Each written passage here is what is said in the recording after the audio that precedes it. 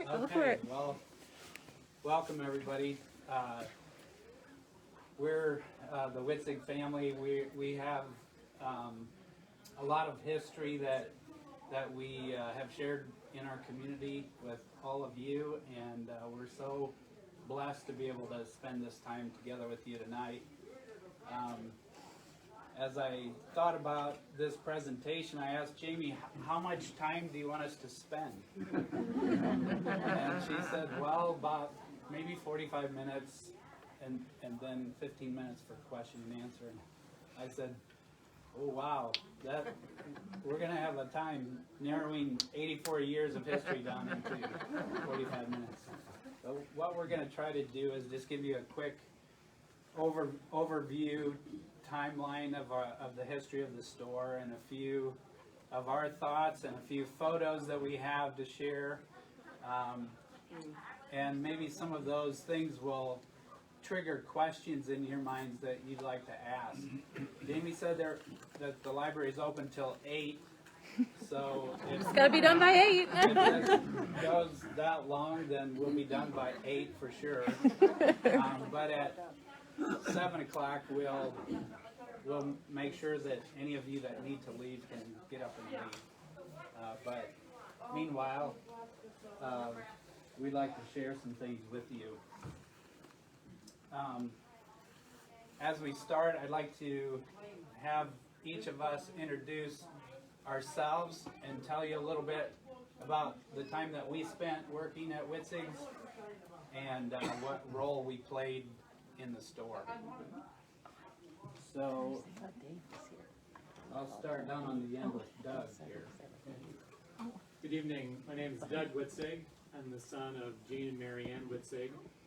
And my role in the store started out when I was just a little boy in the 1970s. That was my Saturday job, to go down to Witzig store and sweep the sidewalk, go around and empty the waste baskets or fill in the boxes that would be packaged when people bought clothes.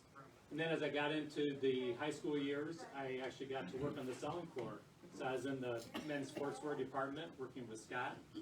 And then later on I graduated up to selling men's suits with my Uncle Harold as the manager there. And then I had one more time working at Witzig store, and that was right after my marriage to my wife Jen. I worked for 1 year at our Lincoln branch as the men's department manager. I managed one person, myself.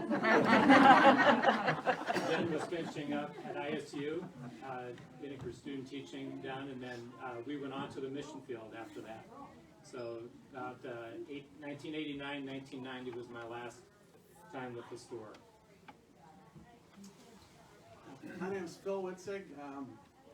I'm Harold and Dorothy's son and Scott's brother. So these two are first cousins.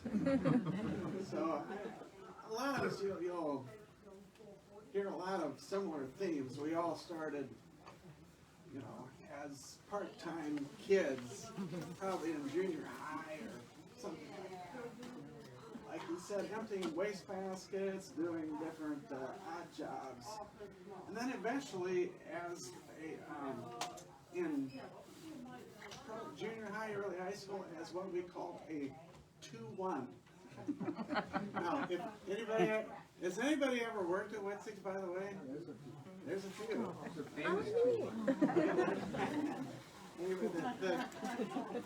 For some reason, when they would make an announcement for a stock boy to come and do something, they didn't want to just say, hey, over the loudspeaker throughout the whole store, would a stock boy come to the whatever?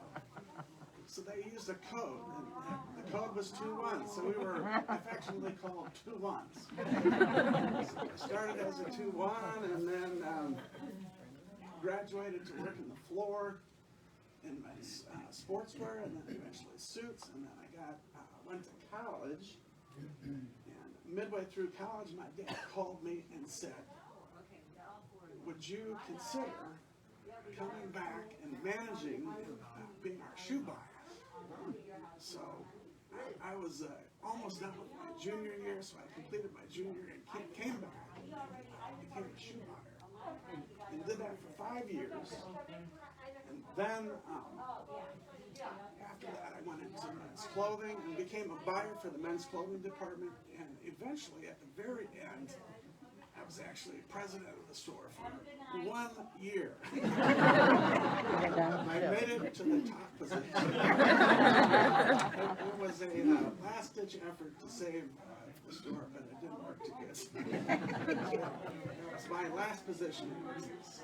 So I worked through till the end, 1994.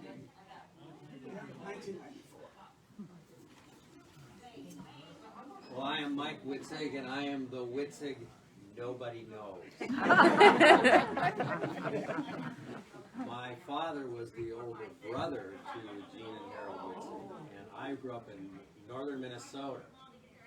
So once I completed college and worked for a year, I got recruited at a fancy meal at the Red Bud restaurant and got offered the position of controller because my degree was in accounting and business administration and computer science. So they offered me $1,000 a month. And No wonder we went under that. yeah. So I moved down here with a college degree in accounting.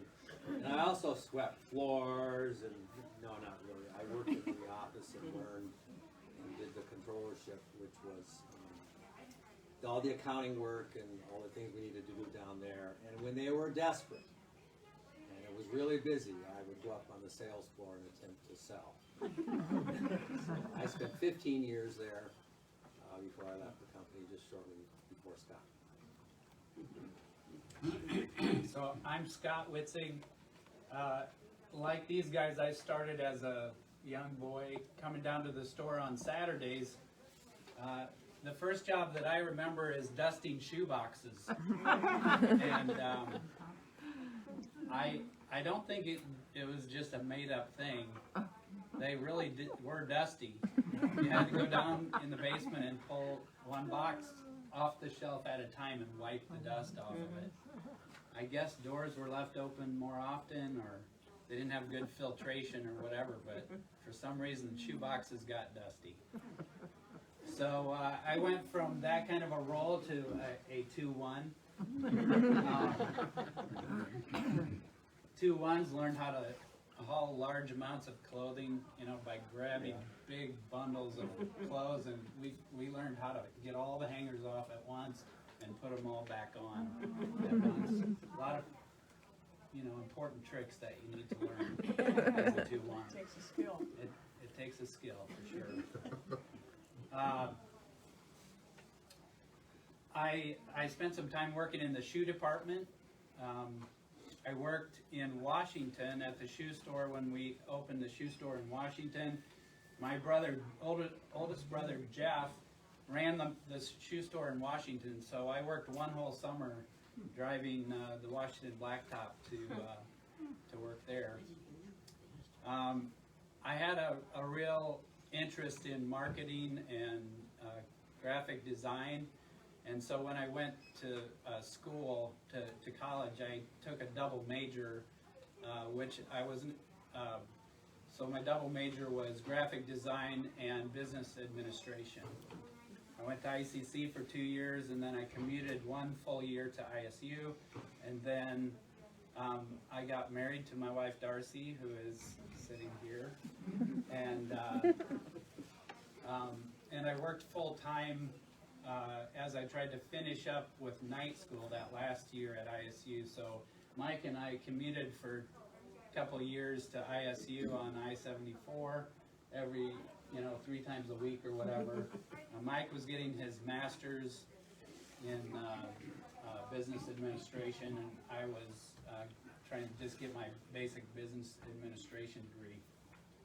So I spent a lot of time working in the advertising department, and then eventually as a buyer for men's sportswear and furnishings.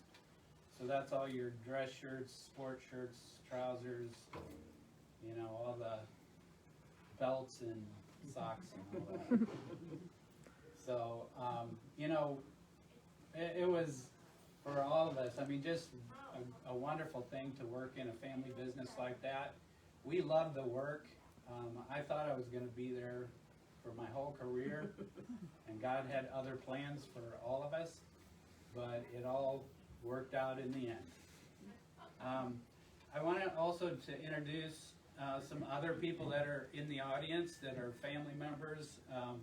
My sister Ann and her husband Bill are in the front here. Let's see. Cindy Witzig, Phil's wife. Darcy, raise your hand. And then Aunt Shirley Howder, that was, and her husband Ed. Shirley is the sister to all of our dads. And she worked at the store in the suit department for many years, and probably when you were younger too, right?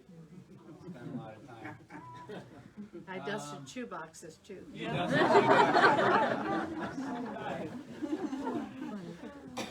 And then way in the back, Bill Howder and his wife Shelley. Bill's running for 87th District State Rep. There you go. That's your plug. He's not responsible. So let's see. Did I miss anybody else in the audience? Okay. Who can tell me where and when Witzig's store started? What was it? 80 years ago. Over 80 years ago. That's a good answer. Bob? I read it up there, 1910. 1910, that's what we always say up here, 1910, but actually the store had its roots in Peoria. So I'm going to kind of run through some history about where Theo Witzig, who we say is the founder of our store, you know, how those roots carry back into Switzerland. If I can get here we go. So, Ulrich Witzig was a tailor in Uwiesen, Switzerland. He was born in 1805 and died in 1867. He was 52 years old. His home is still standing in Switzerland on a street called the Schneiderstrasse, which means the street of the tailor. Oh, cool. He had 6 children: Elizabeth, Margarita, how would you say that? Margareta, Rudolph, Caspar, Johannes, and Heinrich. Of those kids, Heinrich was the only one that didn't emigrate to the United States. Caspar, let's see. So Caspar emigrated to the U.S. and lived in Peoria at 1505 Northeast Madison Street. There's a picture somewhere I have here of that house over there. This is a brass button wrapped around leather that must have been, it's in one of these scrapbooks. It looks like about the size of a suit cuff or a vest button. And it's stamped with Caspar Witzig, Uwiesen. So he was a master tailor as well. Caspar and his wife, Verena, her maiden name was Meister. They had 2 children, Gottfried and Gottlieb. Then Verena died in 1872, and Caspar married Elizabeth. They had 3 more children: Theophilus, Alfred, and Caspar, who was stillborn. So Theophilus is great-grandpa Theo, who started Witzig's store. That's him right here. That's him right here, too. So,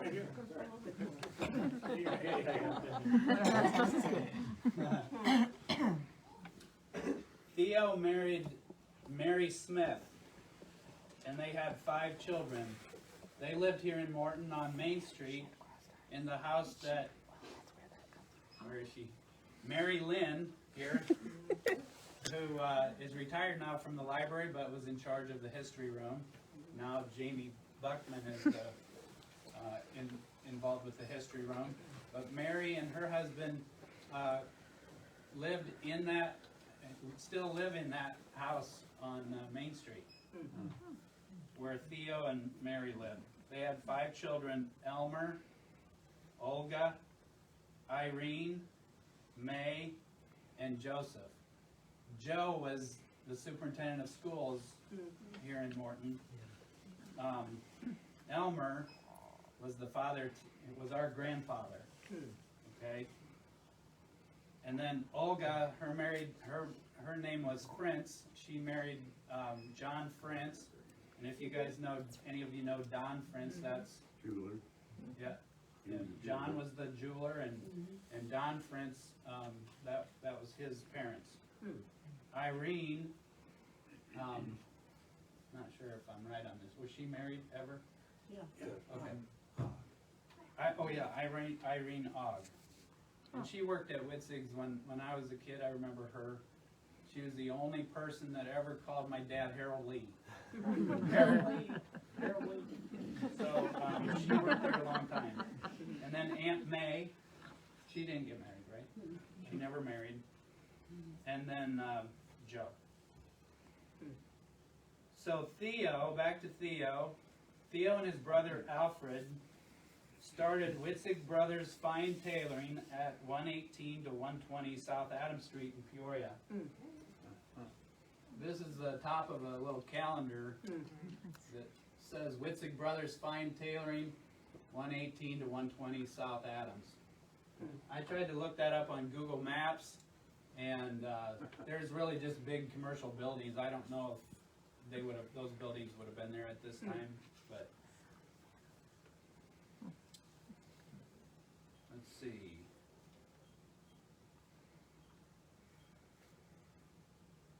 Eventually, I'll turn. There we go. So Theo Witzig really started plying his trade in Peoria, and we think of Witzig's as being here 1910 to 1994, 84 years, but it really started some years earlier. I'm going to read to give you a little bit of the history of Witzig's from, you know, that time when Theo moved to Morton till now. But this is from this article that was in the newspaper in October.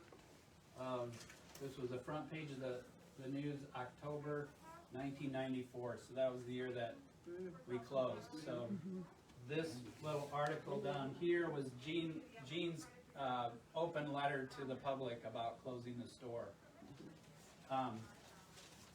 So I thought I'd read this part about the history because it's so succinct and I just blabber on. So Witzig's began as a small tailor shop in the 100 block of Main Street in 1910. Theodore Witzig, founder of Witzig's Apparel and Shoes, opened the store by buying out Kaufman's, a Morton clothing business. I understand that Theo moved here in 1900, so he worked for 10 years, probably for this Kaufman's, or I saw another name of a company that he worked for as well. So I'm not sure if they were confused or if it's the same company. He added shoes to the clothing portion of the business in 1925. Everything was not rosy for Witzig. Fire struck the business in 1929. A policeman on night patrol first saw the flames at the back door of Witzig's. The flames spread to several other nearby businesses, causing over $20,000 in damage. It wouldn't take much to do that today.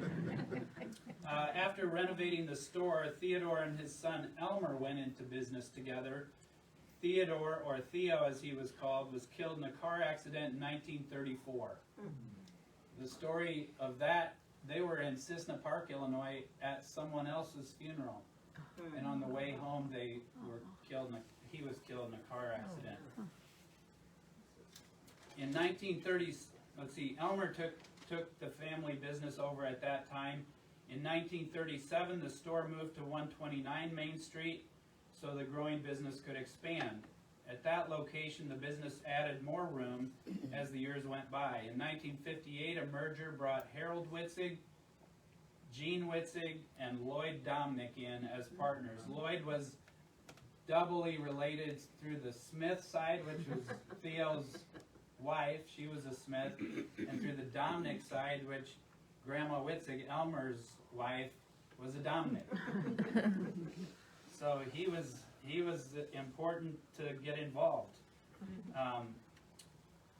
And so they all came in as partners with Elmer. In 1965, in need of even more room, the business purchased the Henry Okel building, and the store continued to grow until it filled 7 buildings.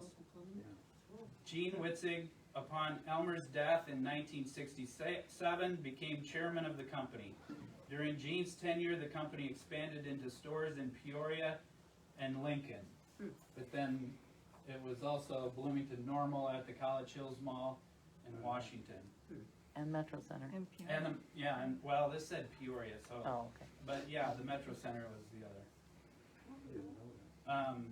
During the early 1990s, both of those stores were closed due to restructuring. So in other words, we expanded to all those stores, and then, you know, the nature of family clothing businesses kind of changed, and then we like retreat down back to just one store. The Peoria store was the Metro Center. Does anybody know where the 50? I think it's called the 50s Diner. Yeah. You know where that is? Yeah. It's on the other side. On the other side.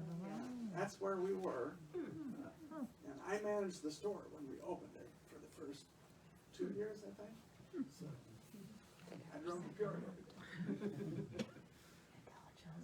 Gene, let's see. In March of this year, the store passed to yet another generation of Witzig leadership when Gene retired and Phil Witzig was made president. A family business is best run by a family member, Gene said, announcing Phil's appointment. Okay, so, yeah. That gives you an idea of kind of how that history went. So Theo was a tailor who made suits from scratch. Elmer was not a tailor. He came into the business, he did made-to-measure suits. So he would measure you, show you all the different tailoring details that you might like, pick out fabrics, and then send that off to have the suit made.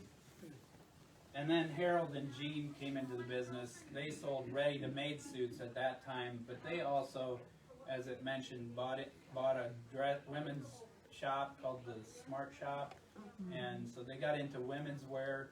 So eventually, you know, we had shoes and children's and home and women's wear, men's wear, and boys. So that's kind of how it all eventually spread out across the block, that block of the Main Street there.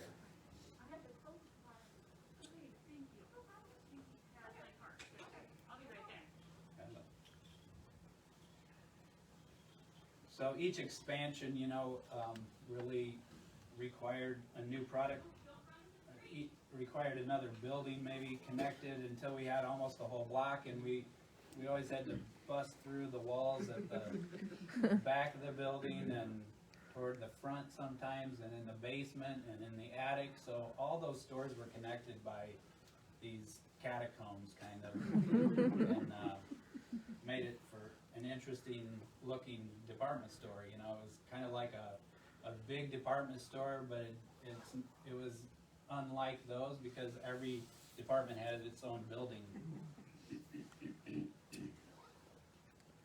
All right. So with that, I think, so that was Elmer. I love this picture because this is Grandpa Elmer, and my dad, and Gene, and Lloyd, all conspiring over something. And this shows how I look in a mustache. And Mike with a mustache. So yeah. No hair.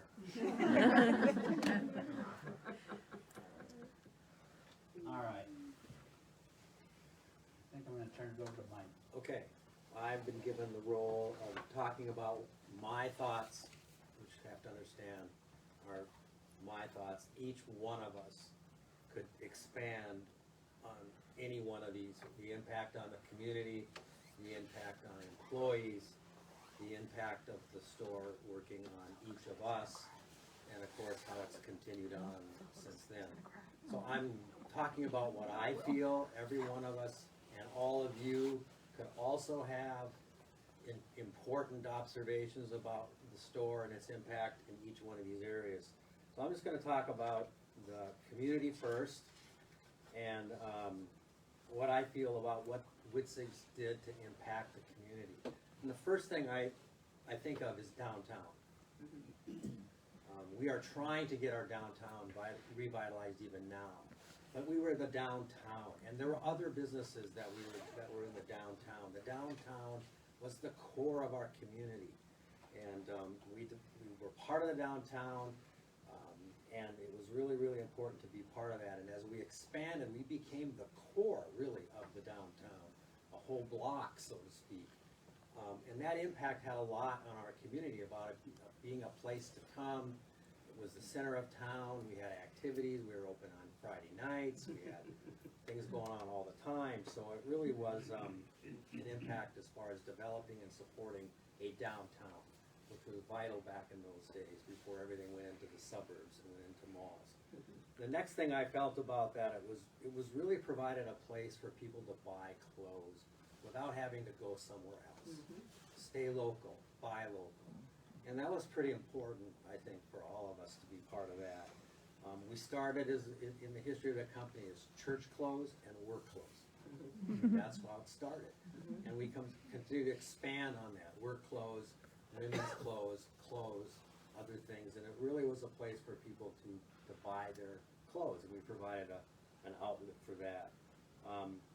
It also was unique. We were a department store that had departments. Today when you go to a store, you come in, you have cosmetics, and then the next thing you know, you're walking by some shoes, and then the next aisle is women's dresses. You know, we had buildings. Each building was a department. So we were unique in that way, which people have memories of that. You know, all the different, the hallway down the middle, and the different levels, and ramps, and stairs, and that was a uniqueness that I think the community really, really remembers about that. Another thing is, as leaders, Gene and Harold instilled upon even us, you had to be involved civically and in service. Each one of us had a role, Rotary, Chamber, Junior Achievement, or something, and they provided a leadership core for the downtown and for the town. That was really important to the community to have that kind of business leadership. And I really felt that was important impact on our community. We brought people in. It was an impact on our community. We didn't just have Morton clients, we had Peoria and Washington. People came to Morton, and not only did they experience Witzig's, they would experience the other Rokies, you know, whatever you can think of. And that was a pretty an impact, I think, on the community as well. And we were a service store, and I think people remember that more than anything else. That's what I thought about the community. Employees, I don't think any of us will ever not know what service means. What does service mean? How do you take care of a client or a customer? And we learned that, all of us, and the employees were taught that. We were corporate. We had management, we had department accounting, we had different things, but we also were a mom and pop. And you had that feel of a mom and pop, that you had the corporate world as well. And I think our employees could experience both sides of that, you know, wherever they went. Ethical standards. That was pretty important. Fairness, treating people right, honesty. Everybody, if they didn't see it, they caught it. You know, a lot of things, even us, were caught, not taught. And that I think employees really felt comfortable about that and what they learned. For a lot, it was their first job. It was their first job, or it was the first job for a lot of women to provide an extra income. And it was safe. You didn't have to worry. It was clean. We didn't have language. We didn't have, it was a unique thing that people could come and feel comfortable working there and never have to feel they were taken advantage or mistreated. And I think our employees appreciated that. It was a family. No matter if you were part of the family or not, it was a family. And you were definitely taught to be responsible. You know, we were talking about this the other day. We've done this Karnak thing, Scott and I, where Karnak has the envelope and the answers to the question are there, and he would say, death, taxes, and Gene Witzig. And then he would blow it and open it up and say, what are 3 things that come when you least expect it? Gene had a habit of creeping up, and you were, oh, I better get busy. It was very unique to have that. And then to each one of us, all of us can maybe expand on that a little bit later, but we have our own sentiments of what the store means to us.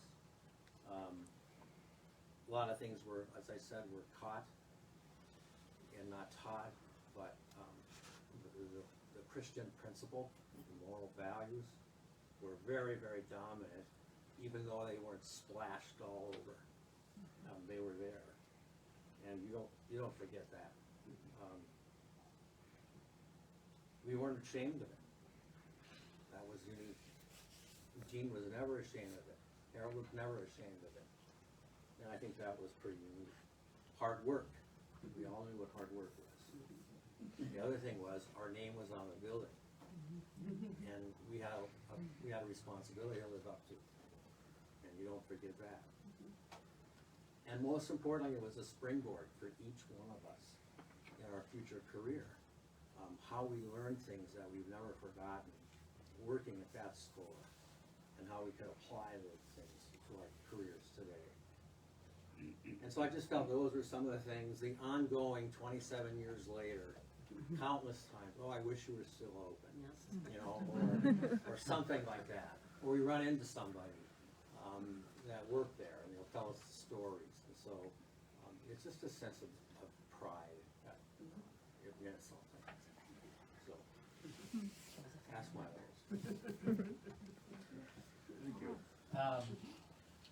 So the next slide we have is called events, and the reason that we put this up there was that our sales events were always really an event. It wasn't just there's a sale going on, but you know, if it's Easter, you had the live Easter bunny who would meet with the kids, or for a while we had this giant Easter egg with somebody inside the Easter egg who could see through it too. And talk to the kids, you know. Christmas was Santa Claus, you know, the Santa Claus was famous. Bill Howder had the story memorized. You still have that memorized? Oh, no.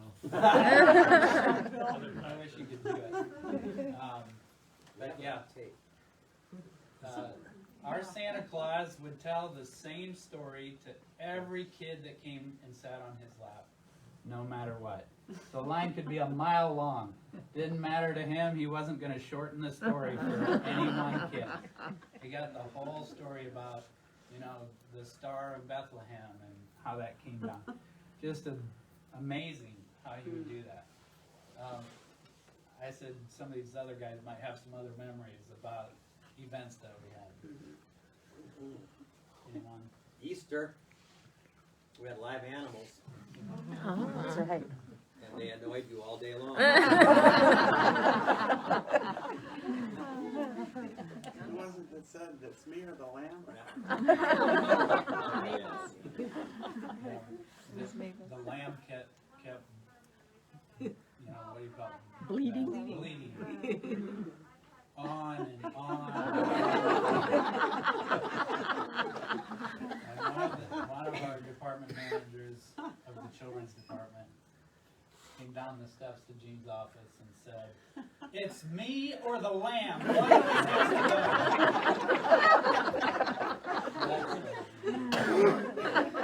do?"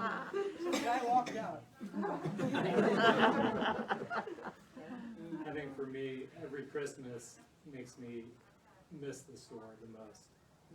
Because at Christmas time, we did have the Santa Claus, we also had Walter Kennedy from the Salvation Army would come with his, was it harpsichord or?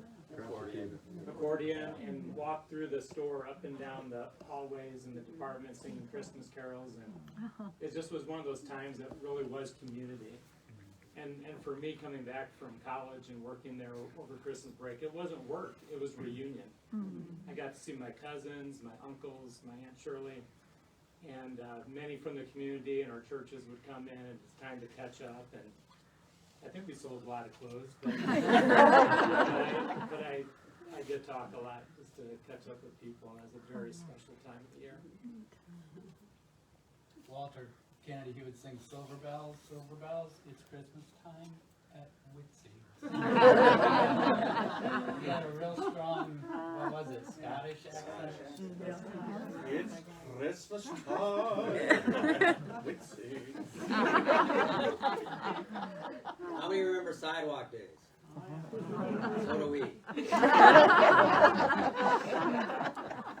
And Moonlight Madness was we're all dressed up, and the spinner, we spun for a discount set. And the booths at the Merchants Tent at the Pumpkin Festival. As a young boy, grade school, junior high, going through the tent and going by with my friends and picking up the freebies. But there was one thing as a family member I couldn't get. It was the key. Could not take a key to go unlock the treasure box, which is located back over at Witzig store, where customers could unlock and see if you open up the treasure chest and you selected an envelope which had gift cards, or gift coupons back then inside, and the children of the owners couldn't get those. But we were employed to put the keys onto the card. So in the weeks leading up to the Pumpkin Festival, that was one of my jobs, and I think we all had to do that, is my dad would bring home stacks and stacks of these cards and boxes of the keys, and we'd have to stick those on and get them ready for the Pumpkin Festival. So we had, tons of people coming by the booth in the merchant's tent, taking these keys, and one that Mike and I always remember, this older lady, she would walk by and just take a loop, and she would get a key one every time she tried. And she would act like we didn't notice. She would turn in and just kind of reach between people, grab the basket. So I said one time, Mike, watch this. So I could just see her coming up. There's a bunch of people taking keys, and when she reached between the people, I went like this. And she just went and kept walking. She was something else.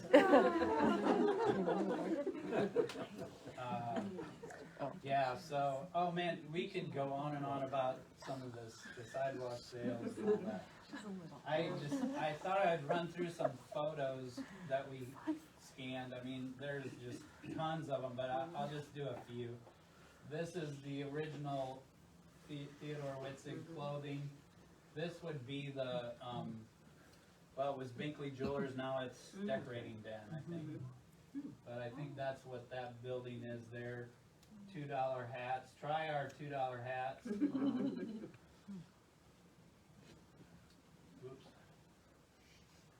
Oh, that's great. This is going twice every time I press once. Okay, so this just shows you kind of how they buy another building, and then they put a common face across the front. So I always thought years later, I kind of wish they wouldn't have torn off some of the brick, ornate brickwork and stuff that was on some of those buildings.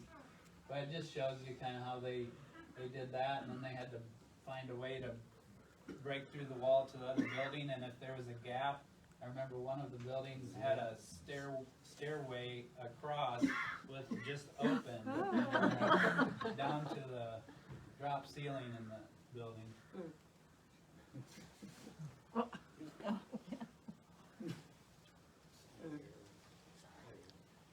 that is one of the many Witzig's employee meetings, you know. Sitting in the shoe department, you can see the shoes lined up here. And,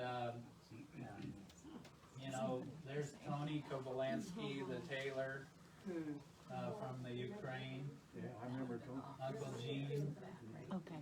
Yeah, there's some of them I could pick out, some of them I don't know. But man, we had a lot of those meetings, and we tried to make them fun.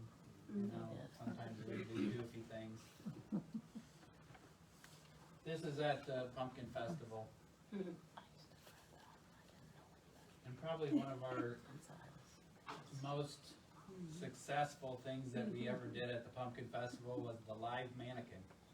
So this gal, her name was, I guess, Tammy Leiden.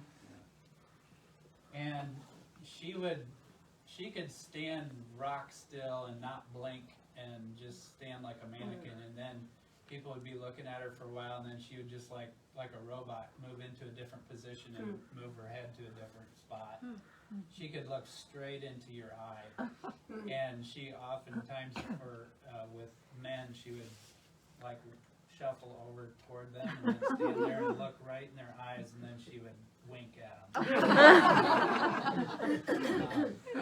So we would have a little card that she'd have to take a break every so often, so we'd say live mannequin will be here at 6:30 or whatever, and so people would all of a sudden we'd just have a huge crowd at 6:30 for people watching that. It was a neat way to do something fun at the Pumpkin Festival. And then decorations of the store, you know, they were elaborate sometimes, you know. I just remember personally climbing up a ladder to the top of this thing here, walking across, setting a ladder up to way up there, and then lifting that thing up as I climbed the ladder, and I'm not kidding you, we're lucky we didn't die. I mean, it was crazy, dangerous. So, but yeah, OSHA wouldn't allow it. And I didn't remember the one with the Christmas trees, but that's pretty cool too. And then this is Sidewalk Days. You know, our memories of coming down early in the morning, move all those racks of clothes out to the sidewalk in the hot summer, you know, and then at the end of the day, move them all back in, and then do the same thing the next morning all the way back out.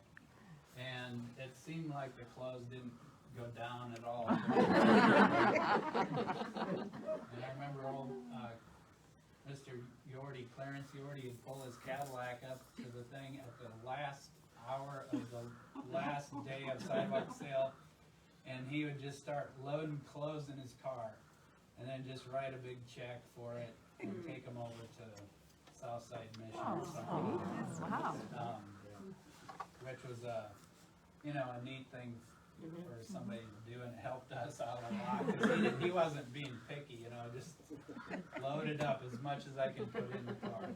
Scott, what I remember is your dad, especially after we got all the racks put back in, he'd tell us younger guys, boys, police the area.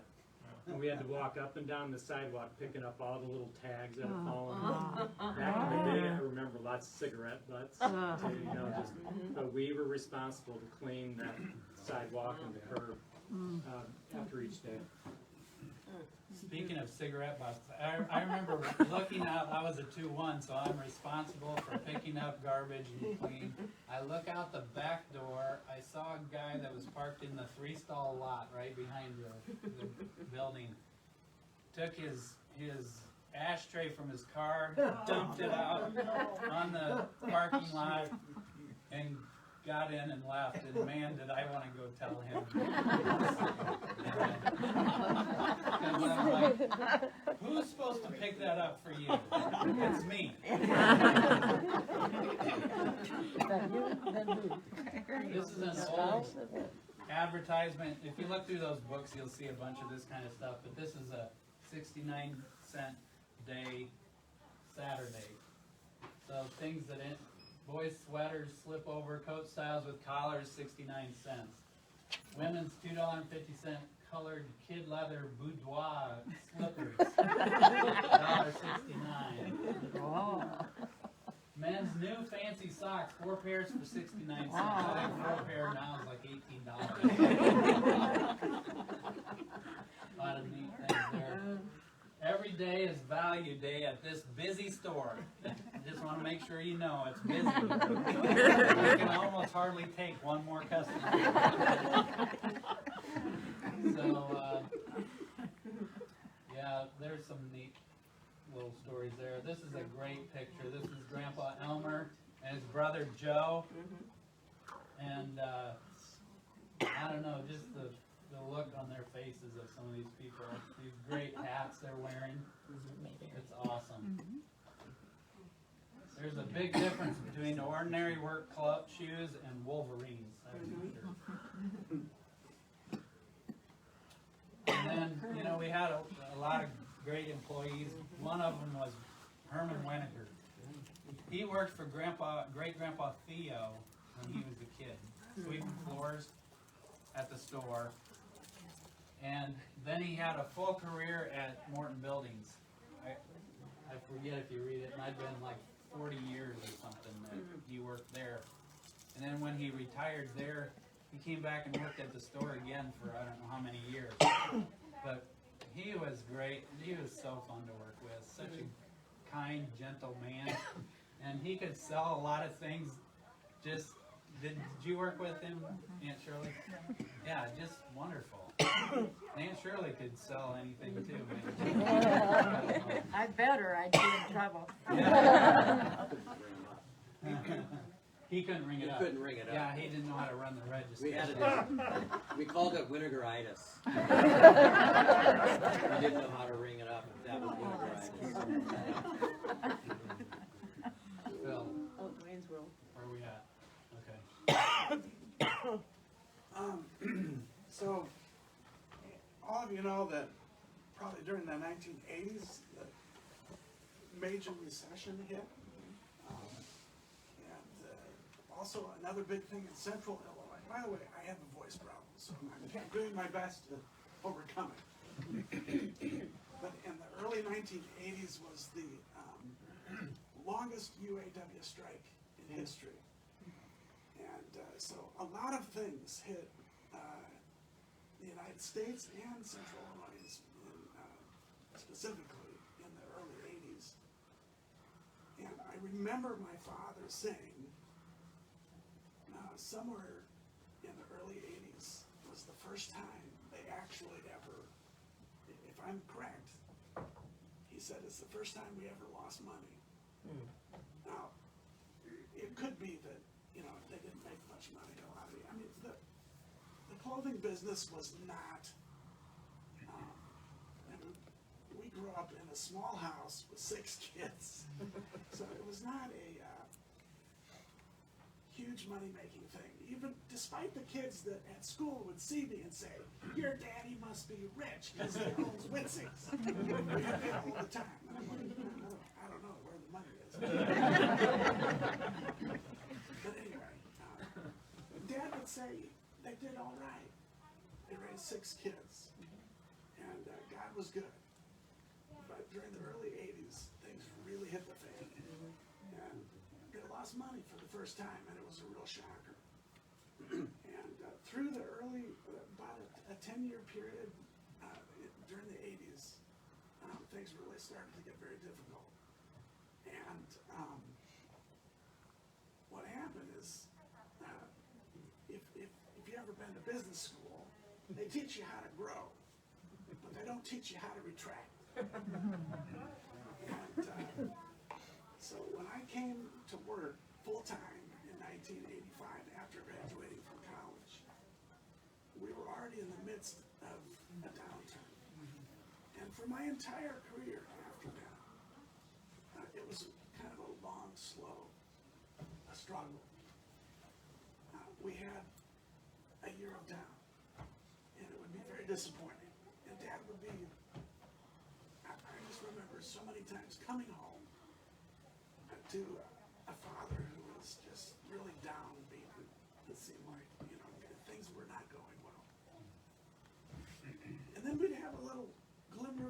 one year, and then it would be down again, and then it was just kind of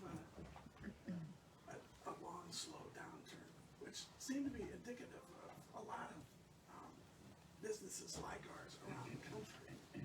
We were part of a group that of like retailers, and one by one they all started to go out of business. And so the same things that were affecting everyone really started to affect us. And so I would say in the early 90s, we got together as a family and decided that there just wasn't room for us three in the next generation. And I'm guessing at some of the dates, so you can correct me if you think I'm wrong here, but we decided that there was probably only room for one of us in the fourth generation if this thing was going to continue.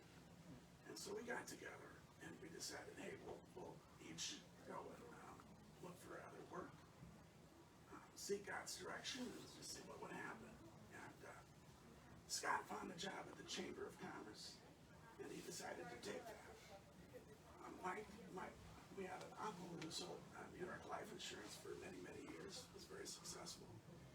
And Mike decided to try New York Life, and so he went to work with New York Life. I never did find anything else that I really liked. Probably of all of us, I liked the business the most. I felt like it was in my blood, and I really wanted to see it continue, and so I decided to stay. So they left the business, and it was me and then my two uncles, my dad and my uncle, Gene and Harold. But in the early 90s, it just continued to continue down. So we made the very, very difficult decision in 1994 to close the store. And I'll never forget the decision that we had to make as a family, and to see my father and my uncle, Gene, who had this, I don't know if it's I don't know where he got it. It's a saying, I guess, that says the first generation starts the business, the second generation grows the business, and the third generation closes the business. And it bugged him. Oh, it bugged him. He was not going to let that happen. And So he retired as the fourth generation.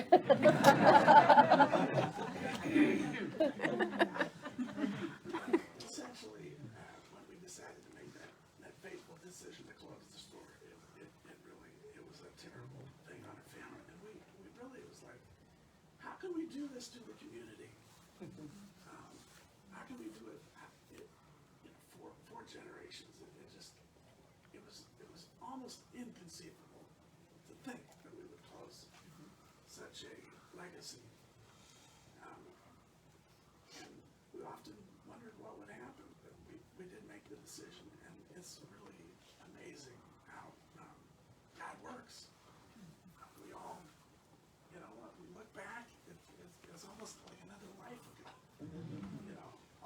I went to work for Cool Insurance in charge of their systems in 1995, and I've been there ever since. It's 26 years now that Witzig's has been closed. It's hard to believe, but we have lots of great memories of that, and lots of wonderful things impacted me personally and the community. And so that's kind of how we decided things started to end. Yep. We'll never forget all the lessons. We said yesterday when we met, a day doesn't pass that you think of something that either Gene or Harold taught us that, in our work that we're doing. How to act, how to treat people, where to park, farthest away that we can go. I told them I park purposely at the farthest end of the church parking lot on Sundays because I can hear Gene saying the guests should have the closer spots. Customers should be close. Well, with that, we didn't really leave you 15 minutes for questions, but we're willing to stay, and anyone that needs to leave, it is 7 o'clock, I believe, almost 7. If you need to leave at any point, just leave, but we're willing to stay and answer questions if you like. We do have a lot of memorabilia. Just point out that the suit that you see on that mannequin is was donated to the library by me, but I received that suit from Don Frentz. That suit was made for his father John by Theo Witzig. Inside the breast pocket is a handwritten label that says made for John Frentz by Theo Witzig. A lot of neat memories. There's a Bible over there that somebody bought from a dollar sale here at the library. That is the Bible of Johannes Witzig, who would be the brother of Caspar. And how that Bible ended up here at the library, and then how it got bought by somebody, but he thought I should have it. So I donated it back to the... but anyway, yeah, a lot of neat things there that you can look at. So, questions? I have another event, 50s and 60s, a couple of weeks before school starts. And you go to Witzig's and you get fully new clothes, new shoes, new everything. That was the big thing to do. Back to school. Back to school. So yeah, if you couldn't hear that, he said that in the 50s and 60s, when you went back to school, you got completely outfitted with new clothes for back to school. At Witzig's. One of the memories that I have is we had in the men's department a huge, like a wall the size of this big case here, all filled with cubicles, filled with blue jeans. And moms would bring their kids up and they'd say, Jimmy here, he needs a size 29-36 boot cut jean. And I want 6 pairs for him. And if we had 6 pairs in the rack here, rather than empty that out, we'd run up the stairs of the attic. We had 6 or 12 pairs up in the attic. We had so much backstock you can't even imagine. And I remember a wooden tent, a 4x8 sheet, like sandwich board sign we'd put out front. Levi jeans, $12.99. And on a weekend, we'd sell 500 pairs of jeans. Holy cow. And that's because they were buying them in, 4 and 6 at a time. Just huge volume. I doubt we made any money on it. I still remember the smell or scent of the blue jeans as I ran up that steps and got the stack of jeans, and I carried it down and it was right up to my chin, the whole stack. And so even today I get a new pair of blue jeans and that memory comes back of lugging armfuls of blue jeans to customers. We ran up and down those stairs like so fast. Coming down, I said if they were steep. If on the way down, if we would have lost our footing, that door at the bottom didn't have a catch on it. It just had like a spring. It would have just went bam.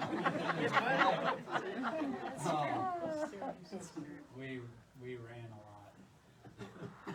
What else? Sally. So, you kept inventory upstairs in the attic on everything, on clothing, but not shoes. Shoes were probably... Shoes were in the basement or in the back room of the shoe department. Bill? Okay. Shoot, we had 2 basements full of shoes. Plus, on the main floor behind, there was a big room and a side room full of shoes. We had a lot of them. But it was so neat to be able to get shoes that fit. Yeah. Oh yeah. You would. Today you go buy a pair of shoes and you want a 10B or something. And like, no, we only have 10 medium. That's all we get. no B, C, D, E. Double A. Yeah, it was lots of inventory. Yes. Was Bostonian a popular shoe? In the day it was, yeah. How about Levi? Was that the jean of the day? Florsheim was our big one for years, and then as independent retail started going out, companies like Florsheim, a lot of companies, they had to replace that volume, and so they started selling their vaunted brands in discount. Like the day that Florsheim's showed up in Sears was incredible. We couldn't believe it. And you know, so how do we sell Florsheim's when? Anyway, that was kind of Bill. You know, Scott, I'm Bill Howder. I'm the youngest of Shirley and Ed, and I worked as a 2-1 at the store many summers and Christmas breaks and everything. I worked with Dave, my friend, my cousin, the youngest of Jeans, and we worked as 2-1s together for a long time. Made a lot of money at the time, and had a lot of shenanigans. And I gotta say, I feel partially responsible for the business going out of business because of all the shenanigans that Dave and I did. We used to call 2-1 two people doing one person's job. There was many times that Dave and I would take the big bread truck that Witzig had to take inventory to the different stores, and we would plan a round trip to the Lincoln store, to the Washington store, with one rack and a couple pieces of mail in the back. And, you know, the Lincoln store needed 2 people to bring that rack in, so we'd both go down there and we did that. But eventually Dave got moved up to sales. He was in the shoe department, and I was still in the dungeon, shoe one. And it literally was, I was getting to be a big teenager, and you literally had to hunch over. So I felt like the Hunchback of Notre Dame. He was on the floor in a tie, selling things, and I would come up with the racks and hunched over and deliver merchandise. But we had a lot of great memories. And you know, you mentioned I was running for office, and you really, truly, one of my greatest assets is the heritage and the legacy of a good name from my uncles, from my grandfather, who I never knew, from my great-grandfather. Christian men of character and integrity, businessmen who made an impact on the community.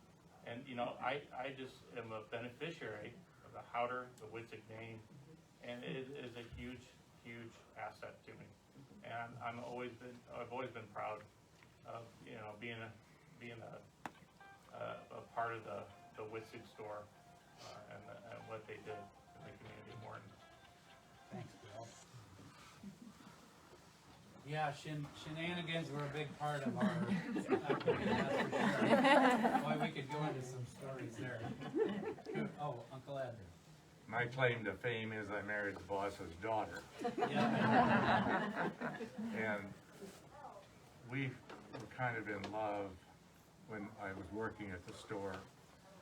And she and I, the socks were in racks, went like this, and we would stand for hours opposite each other, straightening socks. And Lloyd Dominic would say, "Aren't those socks straight enough?" And then, you guys didn't mention, but you had a store in Roanoke. You know, And I don't Mom know much Witzig, about that. when it was starting to warm up here pretty good, Mom Witzig said to Dad Witzig, "You gotta ship him up to Roanoke when he get out of that store." You know, I went up there, and then Dad Witzig wanted me to sell coveralls, close up the store, and go to one of the manufacturing companies in Roanoke. And I never sold any coveralls or overhauls to those people. I had to close the store. I lasted about 2 weeks driving up there. But I don't, that store lasted how long? Maybe a year? two? It lasted so short a time, I don't even know about it. Yeah, your dad was up there all the time. Huh. Yeah. Short-lived, I guess I ran it into the ground. Didn't sell enough anyway. You mentioned the 80s were tough for Witzig. But State Farm did you no favor in the early 90s when they went casual. You know, I was gonna mention that. Yeah, when, I mean, everybody knows the trends of dressing. That You're looking at us right here, not where our biggest department, our flagship department was men's clothing. And at the stroke of a pen, Caterpillar eliminated about 2,000-3,000 men in central Illinois that didn't have to wear a suit anymore. That's right. You know, as of tomorrow. And that hit pretty hard.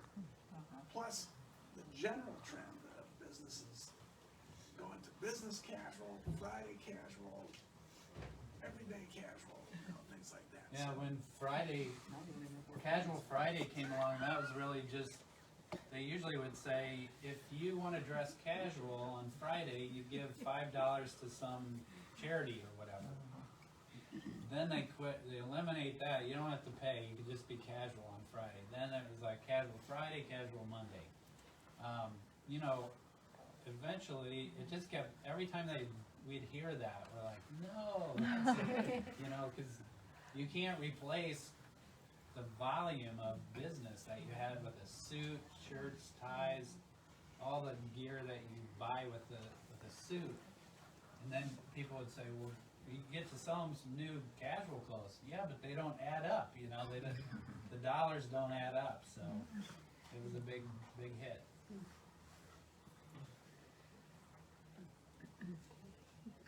Anything else? If not, you're welcome to check out some of the things here. We can just answer questions as we look at that, but thanks for coming out. It was fun talking about the store.